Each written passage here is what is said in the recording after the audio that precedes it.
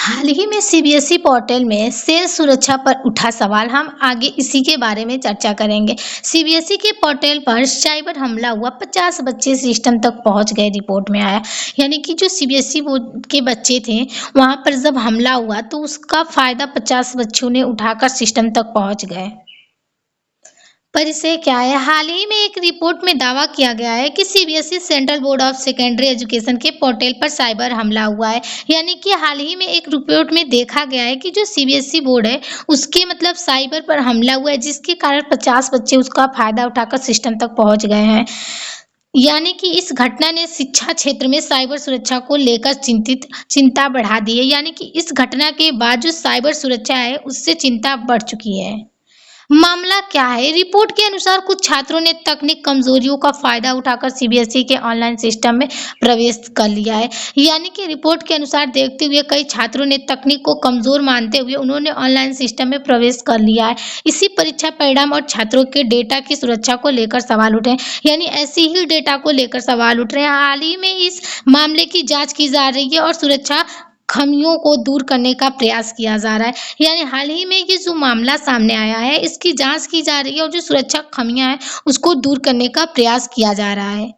मुख्य बिंदु क्या है, सीबीएसई पोर्टल पर साइबर हमले की आकांक्षा। यानी कि जो सीबीएसई पोर्टल पर साइबर हमला हुआ है उसकी आकांक्षा की जा रही है। लगभग 50 छात्रों की सिस्टम तक पहुंच गए इस खबर। यानी कि जो सीबीएसई पोर्टल साइबर जब उस पर हमला हुआ तो 50 बच्चे उसका फायदा उठाकर सिस्टम तक पहुंचे। डेटा सुरक्षा और गोपनीयता पर चिंता, जिससे कि जो डाटा सुरक्षा है उस पर चिंता बढ़ गई है। साइबर सुरक्षा व्यवस्था की समीक्षा की मांग हो रही है। यानी जो साइबर सुरक्षा है उसको सुरक्षित करने की मांग की जा रही है। आगे क्या हो सकता है, जांच तेज हो सकती है। सरकार और सीबीएसई इस मामले की विस्तृत जांच कर सकते हैं ताकि पता चल सके कि सुरक्षा चूकी कहाँ हुई है। यानी कि जो सरकार है वो जो सीबीएसई के मामले होंगे उस पर काफी लंबी जांच करिए, जिससे कि पता चले कि कहाँ पर ऐसा चूक हुआ है कि ऐसे मामले आए हैं। सुरक्षा नियम सख्त हो सकते हैं। यानी कि जो नियम है, कानून, वो कड़ी हो सकती है। सीबीएसई और अन्य शिक्षा बोर्ड अपने पोर्टल में अतिरिक्त सुरक्षा उपाय लागू कर सकते हैं। यानी जो सीबीएसई बोर्ड वाले हैं वो शिक्षा बोर्ड में अपना जो सुरक्षा उपाय है उसको काफी मजबूत करने को लागू कर सकते हैं। छात्रों पर कार्रवाई, यदि किसी छात्र ने जानबूझकर सिस्टम में घुसपैठी की है तो उसके खिलाफ अनुशासनात्मक या कानूनी कार्रवाई हो सकती है। यानी अगर किसी ने जानबूझकर अगर ऐसा किया है, सिस्टम तक और पहुंचा है, तो उसके खिलाफ कार्रवाई की जाएगी। डेटा सुरक्षा पर नया फोकस, छात्रों के रिकॉर्ड, अंक और व्यक्तिगत जानकारी की सुरक्षा के लिए नए प्रोटोकॉल बनाए जा सकते हैं। यानी जो छात्रों के रिकॉर्ड या अंक हैं उनके लिए सुरक्षित करने के लिए प्रोटोकॉल बनाए जाएंगे, जिससे कि जो जानकारी है वो लीक ना हो। साइबर जागरूकता बढ़ेगी, स्कूल में साइबर सुरक्षा और डिजिटल नैतिकता पर अधिक जोर दिया जा सकता है। यानी जो स्कूल में साइबर डिजिटल चीज होते हैं, आधुनिक चीज, उस पर ज्यादा कार्रवाई की जाएगी। जीवन और व्यक्तिगत स्वतंत्रता का अधिकार, निजता का अधिकार। यानी कि जो सीबीएसई बोर्ड पोर्टल पर कथित साइबर हमले और छात्रों को सिस्टम तक पहुंचने की खबर ने छात्रों के व्यक्तिगत डेटा की सुरक्षा पर सवाल खड़े किए हैं। यदि छात्रों की निजी जानकारी, अंक या अन्य संवेदनशील डाटा अनधिकृत पहुंची हुई है, यानी कि अगर किसी व्यक्ति का डाटा, अंक लीक अगर हुआ है तो वो उसके व्यक्तिगत स्वतंत्रता के खिलाफ है, जो कि उस पर कार्रवाई की जा सकती है। भारत पर प्रभाव, सरकारी पोर्टल की साइबर सुरक्षा मजबूत करने की जरूरत। यानी जो सरकारी कार्यवाही है, सुरक्षा को मजबूत करने की जरूरत है। छात्रों के व्यक्तिगत डाटा की सुरक्षा पर अधिक ध्यान देना। यानी कि जो छात्रों के व्यक्तिगत डाटा है आधुनिक, उस पर अधिक ध्यान देना होगा। साइबर जागरूकता कार्यक्रम को बढ़ावा मिलेगा, जिससे कि जो साइबर आधुनिक चीजें हैं उस पर ज्यादा बढ़ावा मिल सकता है।